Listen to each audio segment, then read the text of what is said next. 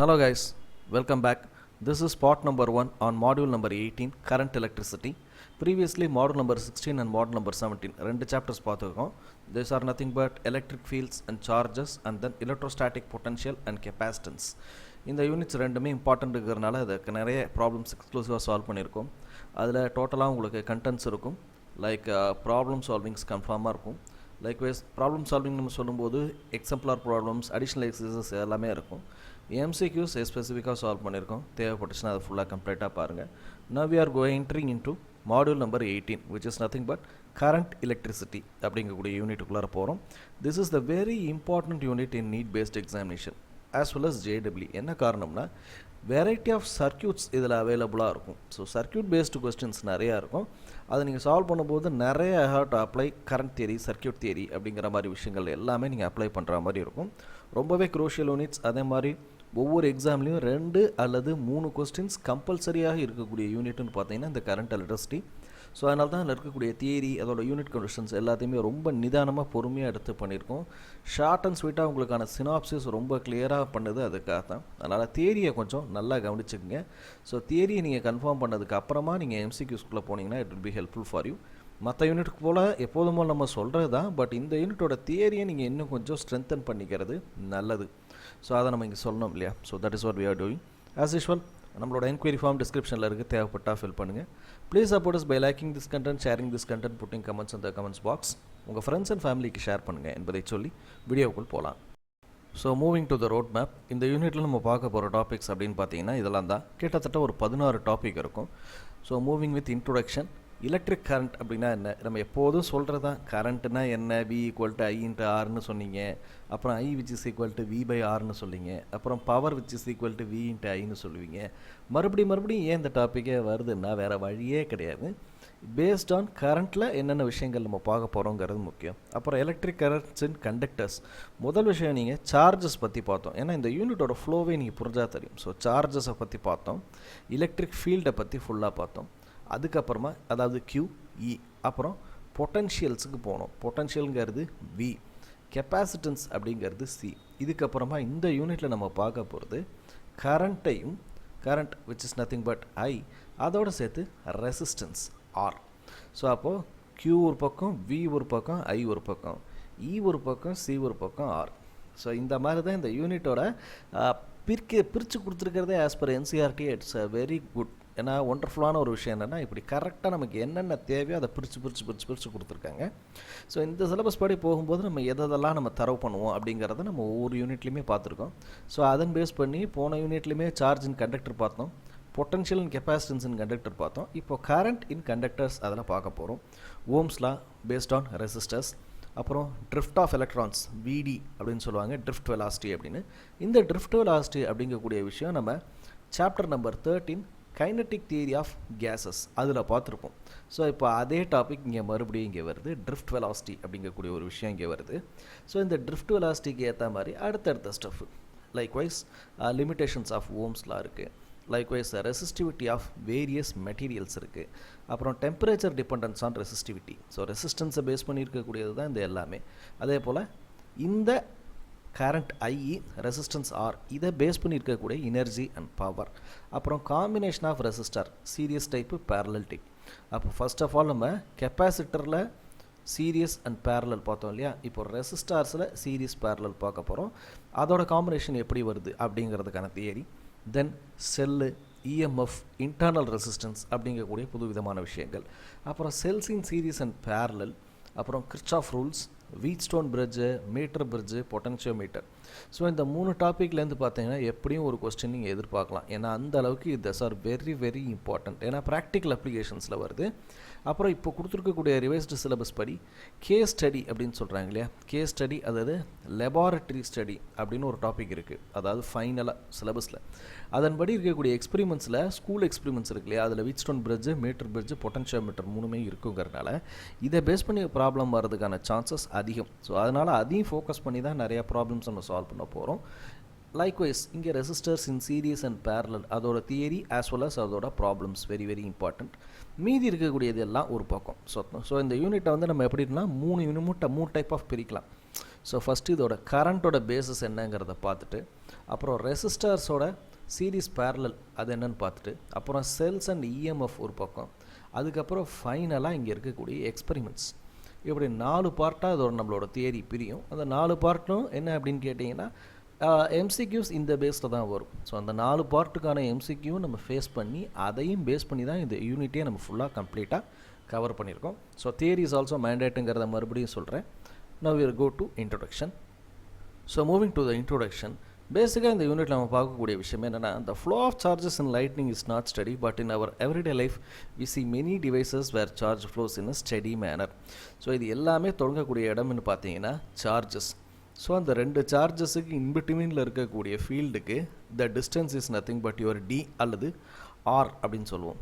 So இதை base பண்ணி தான் ஆரம்பிக்கும். இந்த 2 சார்ஜுக்கு இருக்கிற ஃபோர்ஸை முதல்ல கண்டுபிடிச்சோம், எலக்ட்ரோஸ்டாட்டிக் ஃபோர்ஸு. அதற்கப்புறம் அதுலேருந்து எலக்ட்ரிக் ஃபீல்ட் அப்படிங்கிற ஒரு விஷயம் K × Q / R ஸ்கொயருங்கிறத பார்த்தோம்.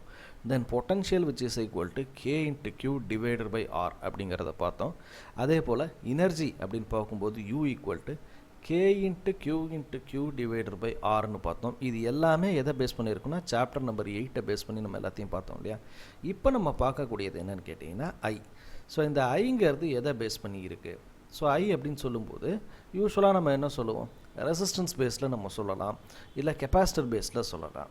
யூஸ்வலாகவே பவர் அப்படின்னு சொல்லும்போது which is nothing but volt into current அப்படிங்கிறத பார்க்குறோம் இல்லையா.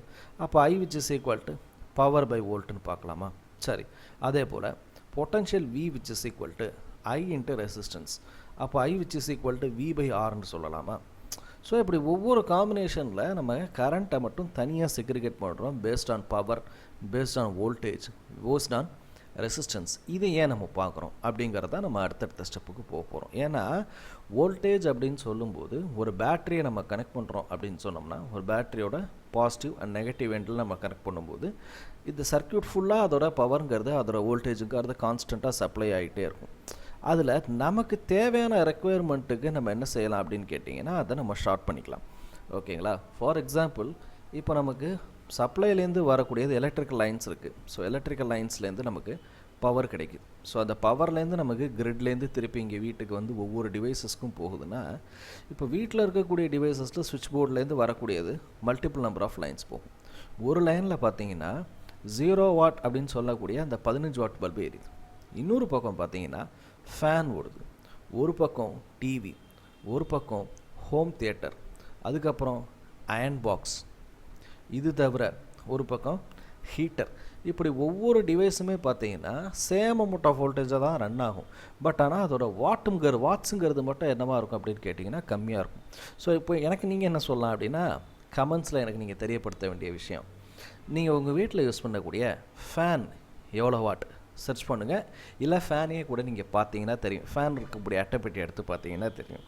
அதே மாதிரி அயன் பாக்ஸ், சின்ன பொருளாக சொல்கிறேன், அயன் பாக்ஸ் எவ்வளோ வாட்ஸ் கன்சியூம் பண்ணுது அப்படிங்கிறத தேடுங்க. லைக்வைஸ் நம்ம பல்பில் மாட்டி வச்சுருக்கக்கூடிய எல்இடி பல்போட வாட்ஸ் எவ்வளவு, அதே நேரம் நம்ம டங்ஸ்டன் பல்ப்ஸ் இருக்கு இல்லையா, அந்த டங்ஸ்டன் பல்புனா எல்லோ கலரில் எரியும்ல, அந்த பல்போட வாட்டேஜ் எவ்வளவு, இதெல்லாம் செக் பண்ணி பாருங்கள். அப்போது ஒரே 220 வோல்டேஜ் நமக்கு வருதுன்னா அந்த வோல்டேஜ் எப்படி நம்ம ஒவ்வொரு டிவைஸுக்கும் பயன்படுத்துகிறோம். ஸோ அதை பேஸ் பண்ணி இருக்கக்கூடியதான் நமக்கு கரண்ட். ஸோ அங்கே தான் நமக்கு கரண்ட்டுங்கிற ஒரு விஷயம் லிமிட்டேஷன் ஃபேக்டர். ஸோ இதை பேஸ் பண்ணி தான் நமக்கு என்ன ஆகுதுன்னா நம்ம எல்லா விஷயத்தையும் நம்மளால் ஆக்சஸ் பண்ணிக்க முடியுது. ஸோ இதை பேஸ் பண்ணியிருக்கக்கூடிய அந்த தியரிஸை படிக்கிறதும் அதை பேஸ் பண்ணியிருக்கக்கூடிய எம்சிக்யூஸை பற்றி படிக்கிறதுக்கும் தான் இந்த யூனிட்டுக்குள்ளே போகிறோம். So will go to the unit without hesitation. Electric கரண்ட்டோட இன்ட்ரோடக்ஷன் இருக்கு இல்லையா. ஸோ இது நம்ம சொன்னது எல்லாமே பேஸ்ட் ஆன் தியரி. சாரி, அப்போ ப்ராக்டிக்கலி வாட் இஸ் கரண்ட் அப்படிங்கிறதையும் கையோட பார்த்துடலாம். So technically current which is nothing but Q/T, Q which is nothing but charge per unit time, number of charges flowing per second அப்படின்னு சொல்கிறோம் இல்லையா, that is called as current. So சார்ஜுங்கிறது Qவோட unit coulomb divider by second. 1 coulomb equal to 1 ampere second divider by செகண்ட்னு cut பண்ணால் 1 ampere. So ஹை டெக்னிக்கலாக உங்களுக்கு சொல்லணும் அப்படின்னா I which is nothing but charges flowing per unit second, அவ்வளோதான். அப்போ நமக்கு எவ்வளோ நம்பர் ஆஃப் சார்ஜஸ், ஸோ இப்போது எனக்கு ஒரு ஃபேன் இருக்குது, எனக்கு ஒரு லைட் பல்ப் இருக்குன்னா ஸோ எவ்வளோ நம்பர் ஆஃப் சார்ஜஸ் எனக்கு போகணுங்கிற முடிவு இருக்கக்கூடிய அந்த ஃபேக்டர் இருக்கு இல்லையா, so that is called as current. So இது கரண்ட்டுங்கிறது அதை பேஸ் பண்ணி மட்டும்தான் இருக்கா அப்படின்னு கேட்டிங்கன்னா அதுவும் கிடையாது. ஸோ அதுக்கும் இன்னும் ஒரு சில விஷயங்கள் சப்போர்ட்டிங் ஃபேக்டர்ஸ் இருக்குது. அதான் power. So power which is nothing but volt into current. அது எப்படி வாட்டாக மாறுது அப்படிங்கிறத பார்த்தோம்னா, வோல்டேஜோட யூனிட் அல்லது வோல்டேஜுங்கிறது பொட்டன்ஷியல் டிஃபரன்ஸ் அல்லது நம்ம என்ன சொல்லலாம் எலக்ட்ரோஸ்டாட்டிக் பொட்டன்ஷியல் அப்படின்னு நம்ம சொல்லும்போது அதனோட யூனிட் வோல்ட்டு, ஐயோட யூனிட் ஆம்பியர். ஸோ விஏ அப்படின்னு சொல்லும்போது எப்படி அது வாட்டாக மாறுது கண்டுபிடிப்போம். So volt which is nothing but நம்ம ஏற்கனவே தெரியும் watt per ampere into ampere அப்படின்னு போட்டோம்னா ampere cut the unit is watt. 1 kilowatt which is equal to 10 to the power of 3000 watt அப்படின்னு சொல்லுவோம். அதே போல் இந்த வாட்டேஜில் 1 மெகாவாட் அப்படின்னு சொன்னீங்கன்னா 10 to the power of 6 what அப்படின்னு சொல்லுவோம். 1 what which is equal to 1 joule per second அப்படிங்கிறத பார்த்துருக்கோம். அதே மாதிரி 1 ஹெச்பி அப்படின்னு சொல்லும்போது எவ்வளோ வாட் அப்படிங்கிறத சொல்லுங்கள் பார்ப்போம். இதை நம்ம ஆக்சுவலாக நம்மளோட ஃபஸ்ட்டு யூனிட் செக்ஷன்லேயே சொல்லியிருக்கோம். இது எனக்கு அப்படியே கமெண்ட்ஸில் சொல்லுங்கள். ஏன்னா இதை டக்குன்னு நம்ம ஒரு விஷயம் சொல்லும்போது இந்த மாதிரி யூனிட் கன்வர்ஷன்ஸ்லாம் மேண்டேட் இல்லையா. அப்போ 1 ஹெச்பினா எவ்வளோ வாட்டு, ஓகேங்களா. அப்போ 1 HP which is equal to how many kilowatt. இது எல்லாத்தையும் நீங்கள் உட்காந்து அப்பண்டிசஸ் படிச்சிருந்தீங்கன்னா இதை ஈஸியாக உங்களால் சொல்லிட முடியும். அப்பண்டிசஸ் நான் சொல்கிறேன். அப்பண்டிசஸ் நம்மகிட்ட ஃபஸ்ட் யூனிட்லேயே இருக்குது. அதெல்லாம் பார்த்தீங்கன்னா உங்களுக்கு தெரிய வரும். ஸோ அப்போது I which is nothing but power with respect to voltage. So அதோட கெப்பாசிட்டி எவ்வளவு, அதுக்கு வரக்கூடிய வோல்டேஜ் எவ்வளவு அப்படிங்கிற மீட்டரி கலெக்ட் பண்ணுறது கூட ஐ அப்படின்னு சொல்லலாம். So I can also be written as change in charges with respect to change in time. அந்த Q பை டிங்கிறது தான் dQ பை dt அப்படின்னு போட்டிருக்கோம். ஸோ இதெல்லாம் கரண்ட்டை பேஸ் பண்ணி இருக்கக்கூடிய பேசிக் ஃபார்முலாஸ் அண்ட் ஸ்டஃப். ஸோ ஃபார்முலாவில் யூனிட்டை நான் கன்வெர்ட் பண்ணி காமிச்சிட்டேன். அந்த யூனிட்டுங்கிறது மேண்டேட்டு. நீங்கள் எங்கே எப்போ சால்வ் பண்ணாலும் உங்களுக்கு அந்த யூனிட்டுங்கிறது மேண்டேட்டாக இருக்கணும். சரியா. The next one Ohm's law based on resistance. நம்ம ஏற்கனவே சொன்னது தான் ரெசிஸ்டன்ஸ் பேஸ் பண்ணி இருக்கக்கூடியது சப்போர்ட்டிங் ஃபேக்டர். கரண்ட்டை பற்றி நம்ம எங்கெங்கெல்லாம் படிக்கிறோமோ அந்த இடத்துல we will have the value of resistance அப்படிங்கிற ஒரு விஷயம் ஆட்டோமேட்டிக்காக வந்துடும். இப்போ நம்ம எலக்ட்ரிக் ஃபீல்டையோ இல்லை பொட்டன்ஷியலோ கெப்பாசிட்டன்ஸோ நம்ம பேசும்போது அந்த இடத்துல charge will be there or will be there இந்த விஷயங்கள் இருக்கும். Q இருக்கும், எப்சிலான் நாட் இருக்கும், எப்சிலான் நாட் ஏ இருக்கும், ஃபை இருக்கும். ஆனால் வென்எவர் கரண்ட்டுங்கிற ஒரு விஷயம் வந்துருச்சுனாலே அந்த இடத்துல automatically there will be some resistance அப்படிங்கிறத நம்ம பார்க்குறோம். சரிங்களா. So imagine a conductor through which a current is flowing and let V the potential difference between the end of the conductor. Then the Ohm's law states that V is proportional to I, அதாவது V is equal to R into I. So அந்த resistance ஃபேக்டரை base பண்ணி தான் V which is equal to வோல்டேஜுங்கிறதும் கரண்ட்டையும் இணைக்கக்கூடிய அந்த பார்ட்டே என்னன்னு கேட்டிங்கன்னா resistor அப்படின்னு சொல்லுவாங்க. ஸோ அந்த ரெசிஸ்டாருங்கிறது இட்ஸ் லைக் திஸ், இந்த மாதிரியான சிம்பலில் கொடுக்கப்படும். அதனோட யூனிட் என்பது ஓம்ஸ் அப்படின்னு சொல்லுவாங்க. 1 ஓம் அப்படிங்கிறது என்ன அப்படின்னு கேட்டிங்கன்னா which is nothing but V by I, volt per ampere. So volt per ampere என்பது அதோட டெக்னிக்கலி ஓம்ங்கிறத அப்படி சொல்லுவோம். ஸோ இந்த ரெசிஸ்டாரில் மூலமாக நமக்கு தேவையான விஷயங்களை நம்ம ஸ்க்ரூட்டனைஸ் பண்ணிவிட்டு அதுக்கப்புறமா நம்ம டிவைஸுக்கு நம்மளோட சப்ளையை கொடுப்போம். ஸோ அப்படி தான் என்ன பண்ணுதுன்னா கரண்ட் இஸ் ஃப்ளோயிங். ஸோ வோல்டேஜை நம்ம லிமிட் பண்ணி நமக்கு தேவையான கரண்ட்டை ரெடி பண்ணி கொடுக்கறதுக்கு நமக்கு resistor playing important role. So R which is equal to V by I ohms. So 1 ohm is nothing but voltage per ampere. So voltage per ampereங்கிறத MLTயில் கன்வெர்ட் பண்ணும்போது வோல்ட் என்பது watt per ampere. So 1 volt equal to watt per ampere. Already இங்கே ஒரு ampere multiply ஆகும்போது 1 by A multiply ஆகுது watt per ampere square. 1 watt is nothing but 1 joule per second. So 1 joule per secondங்கிறது 1 newton metre per second ஆக மாறுது. இந்த Newton அதுக்கப்புறம் ஃபர்தராக நீங்கள் டிவைட் பண்ணி என்ன பண்ணுங்கள், எனக்கு எம்எல்டியில் இதனோட ஆன்சர் என்னங்கிறத எனக்கு கமெண்ட்டில் தெரியப்படுத்துங்க. இதை படிக்கிறவங்க மோஸ்ட்லி என்ன சொல்கிறேன் கமெண்ட்ஸ் போடுறதில்ல, நீங்கள் சால்வ் பண்ணுறீங்கிறது தெரியுது, கமெண்ட்ஸ்லையும் சும்மா போடுங்க. ஏன்னா அப்படி போடும்போது இதை பார்க்கக்கூடிய அடுத்தவங்களுக்கும் ரொம்ப ஹெல்ப்ஃபுல்லாக இருக்கும். அந்த மாதிரி ரெஸ்பான்ஸ் இருக்குது அப்படிங்கிறது எனக்கும் கொஞ்சம் ஹாப்பியாக இருக்கும். ஸோ அதனால் கமெண்ட்ஸில் எம்எல்டியோட வேல்யூஸ் என்னன்னு சொல்லுங்கள். இது in terms of M, in terms of L, in terms of T என்ன இருக்குன்னு பார்த்து சொல்லுங்கள். ஸோ அகெயின் இதுக்கு தான் அவங்க எக்ஸ்பிளைன் பண்ணக்கூடிய டயக்ராம்ங்கிறது என்ன மாதிரி இருக்குன்னா, consider a conductor having area A and length L. அப்போ volume which is equal to A into L. அது இங்கே மேண்டேட்டில். ஸோ அதுவே அதே அளவுக்கு ஈக்குவலண்ட்டான இன்னொரு அமௌண்ட் இருக்கும்போது இந்த length becomes L dash become 2L, but the A dash is still A.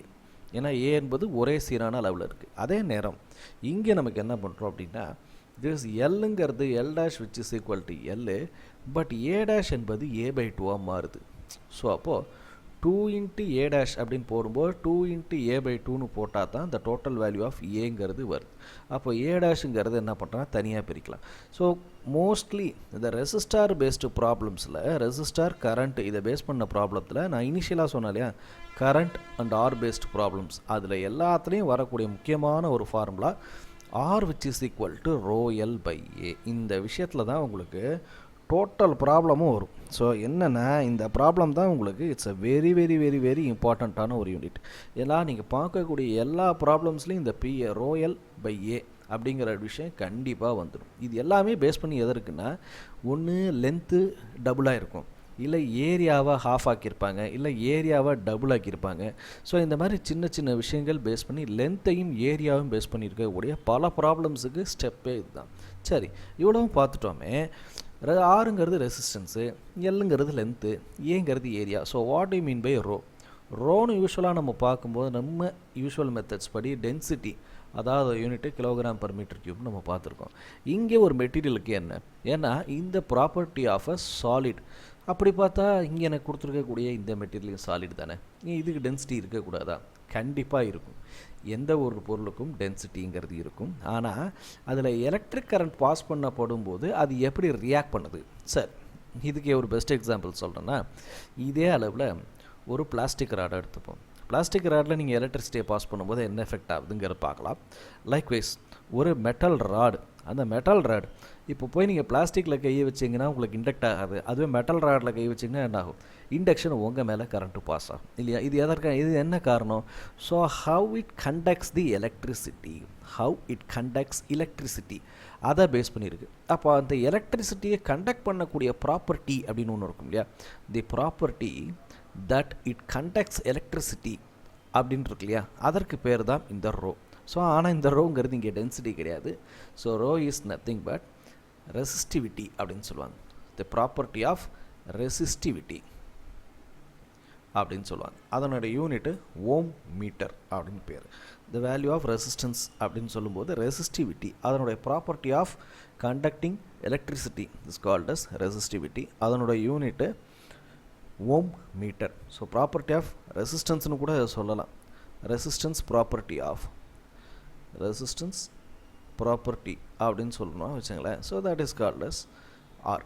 So இந்த ரோங்கிற வேல்யூ வச்சு என்ன பண்ணலாம் அப்படின்னு கேட்டிங்கன்னா, R is proportional to L, இதையும் ஈக்குவேட் பண்ணிங்கன்னா sir the same way R is proportional to L and inversely proportional to A. So இப்படி தான் என்ன ஆகும் அப்படின்னு கேட்டிங்கன்னா, இந்த ஃபார்முலா இந்த யூனிட்டிங் இருக்கு இல்லையா, தட்ஸ் வெரி வெரி இம்பார்ட்டன்ட். நம்ம ஏற்கனவே சொன்னது போல் I = Q/Tங்கிற formula, power which is equal to VIங்கிற formula, V which is equal to IR அப்படிங்கிற formula, and then R which is equal to ρl by A.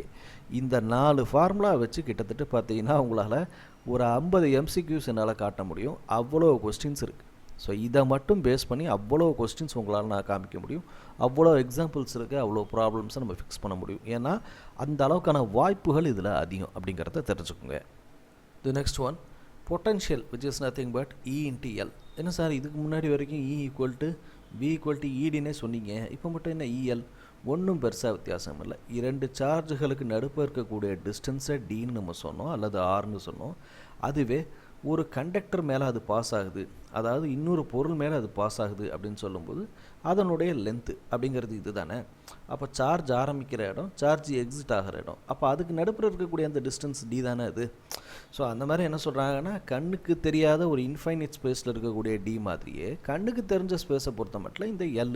So அதை ரெப்ரசன்ட் பண்ணுறது தான் E into L. அதே போல் V = I into Rங்கிற formula பார்த்தோமா, அதை பேஸ் பண்ணி ஆரோட ஃபார்முலாவான ρl by A அப்படிங்கிறத ஃபிக்ஸ் பண்ணிங்கன்னா, ஐயையும் ஏயும் தனியாக பிரிச்சிங்கன்னா I/A into ρl. So this I/A is nothing but J அப்படின்னு போடுவாங்க. ஜேங்கிறது கரண்ட் டென்சிட்டி I/A. கரண்ட் டென்சிட்டிக்கு பேஸ் பண்ணியிருக்கக்கூடிய ப்ராப்ளம்ஸ் கொஞ்சம் ரேர் தான். அதனால தான் நானும் இதை சொல்லியிருக்கேன். ஏன்னா கரண்ட் டென்சிட்டிங்கிறது இம்பார்ட்டண்ட்டு. அதோட யூனிட்டி நம்ம பார்த்துலாமே. ஐயோட யூனிட்டு ஆம்பியரு, ஏரியாவோட யூனிட்டு மீட்டர் ஸ்கொயர். அப்போது ஆம்பியர் மீட்டர் பவர் -2 இருக்கும், இல்லை ஆம்பியர் பர் மீட்டர் ஸ்கொயர்னு இருக்கும். அந்த மாதிரி நீங்கள் ஏதோ ஒரு யூனிட்டை நீங்கள் பார்த்தீங்க அப்படின்னாலே which is nothing but your J current density அப்படிங்கிறது தெரிஞ்சுக்கோங்க. அதற்காக தான் கொடுத்துருக்கணும். இட்ஸ் வெரி ரேர் தான், நான் மறுபடியும் சொல்கிறேன். பட் இருந்தாலும் நம்ம தெரிஞ்சுக்க வேண்டியது mandate. So V which is equal to இந்த J into rho into L அப்படிங்கிறத போடலாம். அதே போல் இங்கே ஆல்ரெடி வியோட வேல்யூ பொட்டன்ஷியலோட வேல்யூ நம்ம கண்டுபிடிச்சதான் இ இன்ட்டு எல்லுங்கிறத கண்டுபிடிச்சிருக்கோம். ஸோ இதை பேஸ் பண்ணி கூட J into rho into L equal to E into L இதை கட் பண்ணிங்கன்னா E which is equal to J into rho அப்படிங்கிற ஒரு ஃபார்முலேஷன் கூட வரும். எலக்ட்ரிக் ஃபீல்டு அப்படிங்கிறது இது நமக்கு தேவைப்படும், எப்போயாவது ஒரு இடத்துல ரேராக தேவைப்படும். அதுக்காக தான் அந்த ஃபார்முலா நம்ம சொல்லாமல் விட்டுட்டோம் அப்படின்னு சொன்னீங்கன்னா திடீர்னு ஒரு கொஸ்டினில் போய் நான் அதை எக்ஸ்பிளைன் பண்ணும்போது இது நீங்கள் சொல்லவே இல்லையே அப்படிங்கிற மாதிரியான ஒரு குழப்பம் உங்களுக்கு ஏற்படலாம். அதனால தான் நான் உங்களுக்கு தெளிவாக சொல்லியிருக்கேன். சரிங்களா? The next one electric field which is equal to J into rho அப்படிங்கிற ஃபார்மேஷன் கொண்டு வரும்போது which can be further introduce as 1 sigma அப்படிங்கிற ஒரு விஷயம் வரும். So sigma which is nothing but your conductivity அப்படின்னு சொல்லுவோம். நம்ம ஏற்கனவே சொன்னது தான் கண்டக்டிவிட்டி அப்படிங்கிறது அந்த மெட்டீரியலோட அபிலிட்டி அப்படின்னு சொல்லுவோம் இல்லையா? So which is equal to 1/ρ அப்படிங்கிறத பார்க்குறோம். அப்போது conductivity which is equal to 1 ரெசிஸ்டிவிட்டினா அப்போ resistivity which is equal to 1 conductivity அல்லவா? ஸோ அதுதான் இங்கே நம்ம சால்வ் பண்ணியிருக்கோம். So J which is equal to conductivity value into electric field இப்படி நீங்கள் போட்டாலும் the value will come around ampere per meter square. ஏன்னா இதெல்லாம் கொஞ்சம் நமக்கு தேவைப்படும், எங்கேயாவது தேவைப்படுங்கிறதுனால தான் இதை நம்ம விட்டுட்டு அதுக்கப்புறம் கடைசியாக தேடக்கூடாது. ஸோ அதுக்காக தான் இதை நம்ம சொல்லிக்கிட்டு இருக்கோம். அப்போது conductivity based V equal to IR based இதெல்லாம் பார்த்தோமா? இதுக்கு அடுத்த ஸ்டேஜ் என்ன அப்படின்னு பார்த்தீங்கன்னா ட்ரிஃப்டிங் ஆஃப் எலக்ட்ரான்ஸ் அப்படின்னு பார்க்குறோம். பிடி ட்ரிஃப்ட் வெலாசிட்டி அப்படிங்கிறத பார்க்குறோம். ஆரம்பத்துலேருந்து நம்ம இந்த யூனிட்ஸ் ஃபுல்லாக நம்ம பார்க்கும்போது மெக்கானிக்கலில் வின்னு சொல்லும்போது யூ ப்ளஸ் ஏடி அப்படின்னு பேசிக்காக சாப்டர் 3ல் பார்த்தோமா? அப்புறம் பார்த்தீங்கன்னா ப்ரொஜெக்டைல்ஸை பொறுத்த மட்டும் யூ காஸ் டீட்டா அல்லது u sine theta minus g t இப்படிலாம் பார்த்தோமா? அதுக்கப்புறம் வரக்கூடிய வெலாசிட்டியில் நீங்கள் எத்தனை வெலாசிட்டி பார்த்தாலும் அதற்கான பேசிக் ஃபார்முலான்னு பார்த்தீங்கன்னா இது ஒன்று தான். என்ன காரணம் அப்படின்னு கேட்டிங்கன்னா இந்த ஈக்குவேஷனை பேஸ் பண்ணி வரக்கூடியதான் எல்லாமே. நீங்கள் வாட் எவர் மேபி இது வெலாசிட்டி அப்படின்னு எதை நீங்கள் எடுத்தாலும் general equation of motion on chapter 3ல் தான் இது எல்லாமே அடங்கியிருக்கு.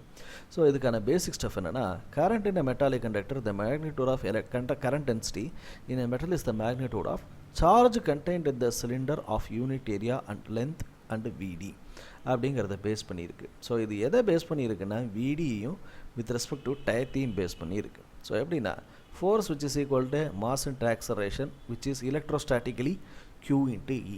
ஏன்னா ஸ்டாட்டிக் சார்ஜஸை பேஸ் பண்ணி அப்போ ஆக்சலரேஷன் ஈக்குவல் டு QE இங்கே ஏ மட்டும் தனியாக வச்சிங்கன்னா QE டிவைடட் பை எம்னு ஆகுதான். Velocity equal to U plus AT. U என்பது இனிஷியல் வெலாசிட்டி 0 எடுத்துக்கொள்ளும் போது A equal to AT B equal to AT this QE into T divided by M. இது வரைக்கும் நமக்கு தெரியுமா? இதை போடணும்னு அவசியம் இல்லை, ஆனால் ஏன் எழுதியிருக்கேன் நீங்களும் ஒரு தடவை எழுதணுங்கிறதுக்காக தயவு செஞ்சு எழுதி பழகுங்க. So next one what we are doing is current which is nothing but current with respect to time which is equal to n into e into a into vd into t. So இது ஒரு முக்கியமான formula. என்னங்கிறது number of electrons அதான் number of atoms. ஈங்கிறது 1.6 into 10 to the power of minus 19. a is nothing but your area, vd is your drift velocity and t which is equal to time. So இதை base பண்ணி தான் இருக்குது. இங்கே இருக்கக்கூடிய டைமையும் இங்கே இருக்கக்கூடிய டைமையும் cancel பண்ணிங்க அப்படின்னு சொன்னீங்கன்னா I which is equal to N into A into E into VD அப்படின்னு ஆகும். அதுலேருந்து விடி கண்டுபிடிக்கணும் அப்படின்னு சொன்னீங்கன்னா I divide by N into A into E. Mostly இந்த ட்ரிஃப்ட் வெலாசிட்டியை கண்டுபிடிக்கிறதுக்கு இந்த ஃபார்முலா தான் இருக்கும். சரிங்களா? ஸோ இந்த மாதிரியான பேசிஸில் தான் நம்ம என்ன பண்ணுறோம்னா இந்த டோட்டல் ப்ராப்ளம்ஸ் இல் கோயிங் ஆன். அதனால் ட்ரிஃப்ட் வெலாசிட்டிங்கிறது very very important. The drift is nothing but current flowing per unit electrons with respect to area. அந்த I by Aங்கிற ஒரு விஷயம் வருதா? So VD which is nothing but I by A into 1 by NE. this I by A அப்படிங்கிறது என்ன? Charge current density J. இது என்ன பண்ணுவாங்க, சில நேரம் ஐயோட வேல்யூ கொடுக்காம ஏவோட வேல்யூ கொடுக்காம கரண்ட் டென்சிட்டி மட்டும் கொடுத்தாங்கன்னா அப்போ நீங்கள் என்ன செஞ்சாகணும்? VD which is equal to J divided by NE அப்படின்னு நீங்கள் போட வேண்டிய சுச்சுவேஷன்ஸ் வரலாம். அதற்காக தான் நம்ம என்ன பண்ணுறோம், இந்த கரண்ட் டென்சிட்டியை பற்றி நம்ம தனியாக நடத்தியிருக்கோம். சரிங்களா? So these are all the basic stuff we need to see about drift of electrons. இது மட்டும் போதுமானு கேட்டால் இன்னும் ஒரு சில விஷயங்கள் இருக்குது, அதையும் நம்ம அப்படியே ஃபாலோ பண்ணி பார்த்துட்டு போயிட்டுருக்கலாம். சரியா? அதே போல் இந்த ட்ரிஃப்ட் வெலாசிட்டிக்கு நம்ம யூனிட் சொல்லாம விட்டோம். whatever may be the velocity என்றாலே அது மீட்டர் பர் செகண்ட் தான். ட்ரிஃப்ட் வெலாசிட்டியாக இருக்கட்டும், எந்த வெலாசிட்டியாக இருக்கட்டும், அது ஆட்டம்ஸோட வெலாசிட்டியாக இருக்கட்டும், எலக்ட்ரான்ஸோட வெலாசிட்டியாக இருக்கட்டும், whatever may be the final stuff is metre per second. ஓகேங்களா? ஸோ இதை நம்ம எதுக்காக பண்ணுறோம்? Mobility which is nothing but ஒரு மனிதனுடைய மொபிலிட்டி அப்படிங்கிறது என்னன்னு கேட்டிங்கன்னா, ஒரு இடத்துலேருந்து இன்னொரு இடத்துக்கு மூவ் ஆகிறது மட்டும் இல்லை, தன்னுடைய கை கால்களை மடக்குவது கூட. So some activity by a person அப்படிங்கிறத மொபிலிட்டி அப்படின்னு நம்ம சொல்கிற மாதிரி, எலக்ட்ரான் பேஸில் மொபிலிட்டி அப்படின்னு சொல்லும்போது அதனுடைய நகர்வு அப்படின்னு சொல்லுவோம். இந்த நகர்வுங்கிறத எதை பேஸ் பண்ணிக்கிருக்குன்னா அப்படின்னா, எலக்ட்ரிக் ஃபீல்டையும் ட்ரிஃப்ட் வெலாசிட்டியும் பேஸ் பண்ணியிருக்கு. ஸோ அதனால தான் என்ன பண்ணுறாங்க, mu which is equal to VD/E. இந்த சமயத்தில் இந்த மியூங்கிற விஷயம் எங்கெங்கெல்லாம் பார்த்தோன்னு ஒரு தடவை ரிவைஸ் பண்ணிடலாமா? ஸோ மியூ அப்படிங்கிறது ஆரம்பத்தில் ஃபர்ஸ்ட் ஆஃப் ஆல் நம்ம ரெண்டாவது யூனிட்லேருந்து நம்ம பார்த்துட்டு வரும்போது கோஎஃபிஷியன்ட் ஆஃப் ஃப்ரிக்ஷன் அப்படிங்கிற வேல்யூ. அதற்கு பார்த்தீங்கன்னா யூனிட்டே கிடையாது. கோஎஃபிஷியன்ட் ஆஃப் ஃப்ரிக்ஷனுங்கிறது 0.1 இருக்கும், அதுலேருந்து 0.5 வரைக்கும் இருக்கும். அந்த வேல்யூ போடுவோமா? அதுக்கப்புறம் கொஞ்சம் கொஞ்சமாக இந்த யூனிட்டுங்கிறது வந்து சாப்டர் 5ல் இருக்குது, ஃப்ரிக்ஷனில். அப்புறம் சாப்டர் நம்பர் 6, 7, 8 இதெல்லாம் அப்படியே க்ராஸ் பண்ணி வந்துட்டு இருக்கும்போது யூனிட் நம்பர் 10ல் வந்து மாட்டுது. ஸோ இந்த 10ல் இதையே என்னன்னு சொல்கிறேன்னா, விஸ்காசிட்டி அல்லது கோஎஃபிஷியன்ட் ஆஃப் விஸ்காசிட்டி இண்டெக்ஸ் அப்படிங்கிறத பார்த்துட்டு அதில் unit newton second per metre square. இதை எப்படி எழுதுவாங்க அப்படின்னா பாஸ்கல் செகண்ட்னு சொல்லுவாங்க. அப்புறம் பாய்ஸ்ன்னு சொல்லுவாங்க. பாய்ஸ்னா 10⁻⁻1 பாஸ்கல் செகண்டுன்னு சொல்லுவாங்க. இதெல்லாம் பார்த்தோமா? அதுக்கப்புறமா இந்த 10வது யூனிட்டுக்கு அப்புறம் இந்த இது வந்து சாப்டர் நம்பர் 10ல் வரும். அதுக்கப்புறம் இந்த 11, 12, 13 அந்த பேஸில் 14th வரும்போது என்ன ஆகுது அப்படின்னு கேட்டிங்கன்னா, இதே மியூவை நம்ம சர்ஃபேஸ் டென்ஷனில் படிப்போம். இட்ஸ் லைக் சர்ஃபேஸ் டென்ஷன், அதில் பேஸ் பண்ணி ஒரு மியூ வரும். ஸோ அதுக்கு வந்து பார்த்தீங்கன்னா நியூட்டன் பர் லென்த்துன்னு பார்த்துருக்கோம். இப்படி இந்த வேல்யூஸு எவ்வளோ தூரம் நீங்கள் மியூங்கிற ஒரு வார்த்தை மட்டும்தான், அந்த வார்த்தைக்கு எத்தனை யூனிட்டில் எத்தனை விளக்கங்கள் வருது அப்படின்னு பாருங்கள். இட் இஸ் அரௌண்ட் சாப்டர் 13, 14 இதை நீங்கள் பேஸ் பண்ணி பார்க்க முடியும். அதே தான் இங்கே சாப்டர் நம்பர் 18லையும் இதே மியூ தான் இருக்குது. ஸோ இந்த மியூனிட்டுங்கிறது என்னென்னா, drift velocity with respect to electric field அப்படிங்கிற பார்க்குறோம். ட்ரிஃப்ட் வெலாசிட்டியோட ஃபார்முலா Q/E/T/m. அந்த வேல்யூவை போட்டோம்னா QET/m அதோட ஒரு E மல்டிப்ளை ஆகுது. E அண்ட் E கேன்சல் ஆகும்போது Q/T/m. சார்ஜ் ஃப்ளோயிங், அதுக்கப்புறம் per unit time per unit mass அப்படிங்கிற மாதிரி பார்க்குறோம். ஸோ இப்படி தான் என்ன ஆகுதுன்னா, மொபிலிட்டியோட வேல்யூவை நம்ம கண்டுபிடிக்க வேண்டியதாக இருக்குது.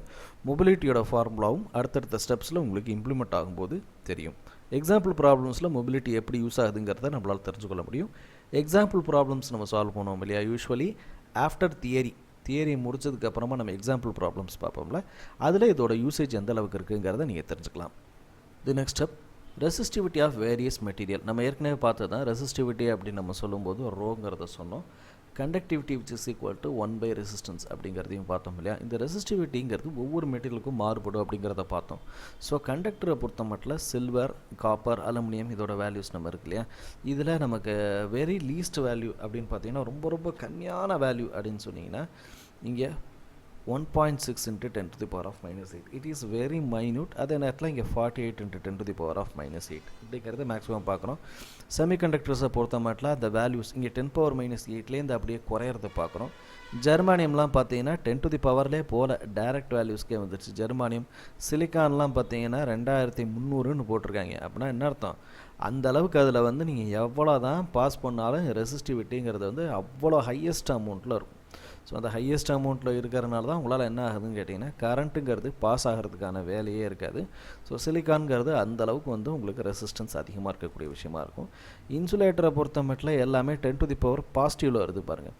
என்ன காரணம்னா, never allow, it will never allow. So அந்த ரீசன் காரணமாக தான் இன்சுலேட்டர்ஸ்க்கான value pure water, glass, hard rubber, NaCl sodium chloride, fused quartz, so இதெல்லாம் பார்த்தீங்கன்னா இந்த பேசிஸில் இருக்குது. அதே மாதிரி டெம்பரேச்சர் கோஎஃபிஷியன்ட் ஆஃப் ரெசிஸ்டிவிட்டின்னு ஒரு விஷயம் இருக்குது. ஸோ இது எதை பேஸ் பண்ணியிருக்குன்னா, ரெசிஸ்டிவிட்டி அதாவது rho based on temperature. So டெம்பரேச்சருக்குன்னு ஒரு ஃபார்முலா இருக்குது.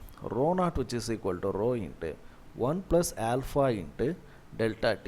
இந்த ஃபார்முலா கூட நம்ம வேற ஒரு இடத்துல பார்த்துருப்போம். எங்கே நீங்கள் கரெக்டாக யோசிச்சு பார்த்தீங்கன்னா உங்களுக்கு 11th யூனிட் 12th யூனிட்டில் பார்த்துருப்போம். தெர்மோடைனமிக்ஸில் பார்த்துருக்கிறதுக்கான சான்சஸ் இருக்குது. அதில் resistance R which is equal to R0 × 1 + α × delta T. So delta டிங்கிறது சேஞ்ச் இன் டெம்பரேச்சர். இங்கே ஆல்ஃபாங்கிறது linear coefficient of expansion, temperature thermal expansion coefficient அப்படின்னு சொல்லுவாங்க. ஒவ்வொரு மெட்டீரியலில் ஹீட் பாஸ் ஆகும்போது ஏற்படக்கூடிய அதன் தன்மை. ஃபார் எக்ஸாம்பிள், ஒரு பிளாஸ்டிக் பொருள் மேலே நம்ம ஹீட்டை கொடுக்கும்போது வேறு, அதுவே ஒரு மெட்டல் பால் இருக்குது. அந்த மெட்டல் பாலுங்கிறது காப்பரில் இருக்கும்போது ஒரு வகையாகவும் சில்வரில் இருக்கும்போது இன்னொரு வகையாகவும் அதோட ஹீட் பாசிங் இருக்கும் இல்லையா. ஸோ அதை பேஸ் பண்ணி இருக்கக்கூடியது தான் alpha. Initial resistance, final resistance, அதே தான் இங்கேயும் அப்ளிகபிள். அது எதுக்கு சார் ஆல்ஃபா இங்கே வருது அப்படின்னு கேட்டிங்கன்னா, ரெசிஸ்டிவிட்டிங்கிறது நம்ம ஆல்ரெடி கண்டுபிடிக்கிறோம். இதையே நீங்கள் ஆல்ஃபாவோட மிக்ஸ் பண்ணுறீங்க அப்படின்னு கேட்கும்போது, whenever there is a charge supply from one part to another part, அங்கே நமக்கு கரண்ட் போயிட்டுருக்கும், வோல்டேஜ் போயிட்டுருக்கும், சார்ஜஸ் வில் ஃப்ளோங்கிறதெல்லாம் correct. But at the same time there may be some heat, ஒரு ஹீட்டுங்கிறது கண்டிப்பாக இருக்கும் இல்லையா. ஃப்ளோ ஆஃப் எலக்ட்ரான்ஸுங்கிறது ஒரு ப்ராசஸில் ஒரு ஹீட் இருக்கும். அந்த ஹீட் என்ன ஆகும்னு கேட்டிங்கன்னா ஒயர்ஸ் மூலமாக போகும்போது, அதனால தான் நம்ம இன்சுலேட்டட் ஒயர்ஸை நம்ம ஃபாலோ பண்ணுறோம். இதுவே டைரெக்டாக அந்த ஒயரில் இருக்கக்கூடிய, நீங்கள் ஒரு எக்ஸாம்பிளே நான் உங்களுக்கு சொல்கிறேன். ஒரு ஒயரை நீங்கள் பிரித்து பார்த்தீங்கன்னா கட்டு கம்பிகளாக இருக்கும், அந்த கம்பிகளாக இருக்கும். நாம் ஏன் அந்த கம்பிகள் எல்லாத்தையுமே நல்லா ஒரு முறுக்கி, அதாவது என்ன செய்கிறது, ஒரு கட்டான கம்பியாக மாற்றி கொண்டு போகக்கூடாது. என்ன காரணம் அப்படின்னு கேட்டிங்கன்னா, அந்த எக்ஸ்டர்னல் ஹீட்டுங்கிறது ஏரோட நமக்கு என்ன ஆகும், இட் வில் பம்பார்ட் ஆகிறதுக்கோ இல்லை பிரேக் ஆகிறதுக்கோ வாய்ப்புகள் இருக்குது. ஏன்னா ஏரில் இருக்கக்கூடிய ஆக்சிஜன், இந்த ஹீட் ரெண்டும் ரியாக்ட் ஆகும்போது அது கேபிள் டிஸ்டர்ப் ஆகிறதுக்கான வாய்ப்புகள் இருக்குது, இல்லை நெருப்பு பற்றிக்கிறதுக்கான வாய்ப்புகள் இருக்குது. ஸோ அதனால தான் என்ன பண்ணுறோன்னா, இன்சுலேட்டட் ஒயர்ஸுக்குள்ளார தான் நம்ம அந்த ஒயர்ஸோட கேபிள்ஸை கன்சீல் பண்ணி அனுப்புகிறோம். அது அந்த ஹீட்டை தாங்கணும்னு. அப்படி தாங்கணுன்னாலும் ஒரு ஸ்டேஜ் வரைக்கும் தான் இல்லையா. ஸோ அந்த லோடுக்குள்ளே தான் இது எக்ஸாக்டாக இருக்கணும். அப்படிங்கிறதுனால அதையும் நம்ம கால்குலேட் பண்ணி வச்சுருக்கோம். அதனால தான் என்ன பண்ணுவாங்க அப்படின்னா, ஹை டென்ஷன் கேபிள்ஸ்ன்னு சொல்லுவோம். So what I mean, high tension cables வருது அப்படின்னா அதற்கு ஏற்ற மாதிரியான இன்சுலேஷன்ஸ் ப்ராப்பராக இருக்கும். அதாவது ஃபார் எக்ஸாம்பிள், நம்ம லைன் கம்பி இருக்குதுன்னு வச்சுங்க. இந்த லைன் கேபிள்ஸ், பெரிய கேபிள்ஸ்லாம் ஹைட்டு பெருசாக இருக்கக்கூடிய டவர்ஸை நீங்கள் பார்த்துருக்கலாம். அதில் இருக்கக்கூடியது ஹெச்டி லைன்னு சொல்லுவாங்க, ஹை டென்ஷன் கேபிள்ஸ்னு. ஸோ அதுக்கு ஏற்ற மாதிரி இவங்க என்ன பண்ணுவாங்கன்னா, இங்கே இன்சுலேட்டர்ஸை கரெக்டாக பயன்படுத்துவாங்க. அப்படி பயன்படுத்துறது மூலமாக ஹீட்டை நம்ம அவாய்ட் பண்ணி அந்த தெர்மல் பிரேக் டவுனை அவாய்ட் பண்ணுறதுக்கு இங்கே நமக்கு ஆல்ஃபா தேவை. ஆனால் இதுக்கும் கொஸ்டினுக்கும் இப்போ நம்ம என்னன்னு கேட்டிங்கன்னா, நான் இப்போ சொல்லிகிட்டு இருக்கிறது ஃபுல்லாக கதை, ஜென்ரலாக நமக்கு சொல்ல வேண்டிய கதைகளை நம்ம சொல்லிகிட்டு இருக்கோம், சரிங்களா. பட் எனிஹவ், இதோட இம்பேக்ட் ஏதாவது கொஸ்டினில் இருக்குமா அப்படின்னு கேட்டால் கண்டிப்பாக இருக்கிறதுக்கு வாய்ப்பு இருக்குது. ஸோ ρ = ρ0 × 1 + ஆல்ஃபா × டெல்டா டிங்கிற ஃபார்முலா ஏதாவது ஒரு இடத்துல உங்களுக்கு கண்டிப்பாக தேவைப்படும். ஸோ அதற்காகத்தான் நம்ம என்ன பண்ணுறோம், ரெசிஸ்டிவிட்டியும் சொல்கிறோம், அதே நேரத்தில் எக்ஸ்பான்ஷன் கோஎஃபிஷியண்ட்டை பேஸ் பண்ணி இருக்கிற விஷயங்களை பற்றியும் சொல்லியிருக்கோம். லைக்வைஸ் இந்த ரெசிஸ்டிவிட்டின்னு சொல்லும்போது ஒவ்வொரு ரெசிஸ்டரும் இந்த மாதிரி தான் கலராக இருக்கும். ஸோ அந்த கலரில் first layer number 1, layer number 2, layer number 3 and layer number 4, 4 லேயர்ஸாக இருக்கும். அந்த 4 லேயரும் 4 விதமான கலர்கள் இருக்கும். அந்த கலருக்கெல்லாம் என்ன அர்த்தம் அப்படிங்கிறது நமக்கு தெரியாது. இனிமேல் உங்களால் தெரிஞ்சுக்க முடியும். இதுக்கு தான் ஒரு அழகான ஒரு பாட்டு சொல்லுவாங்க, B B Rai of Great Britain had a very good wife, she always wear gold and silver அப்படின்னு சொல்லுவாங்க. So black, brown, red, orange, yellow, green, blue, அதுக்கப்புறம் வயலட்டு, ஜீவார் grey, white, gold, silver. So அதனால தான் BB Rai of Great Britain had very good wife, she always wear gold and silver. So இந்த ஆர்டரில் 0லேருந்து 1 2 3 4 5 6 7 8 9 வரைக்கும் போகும். இது 10⁻0னா 1, 10⁻1 10⁻2 அப்படின்னு 10⁻9 வரைக்கும் போகும். இங்கே கோல்டு அண்ட் சில்வரில் 10⁻−1 -2. லைக்வைஸ் இதோட டாலரன்ஸ் லிமிட்னு பார்த்தீங்கன்னா இது 5% கோல்டு, 10% சில்வரு, அதுக்கப்புறம் அவ்வளோதான், நன்னுங்கிறது கிடையாது இந்த ஆப்ஷனில் வரும்.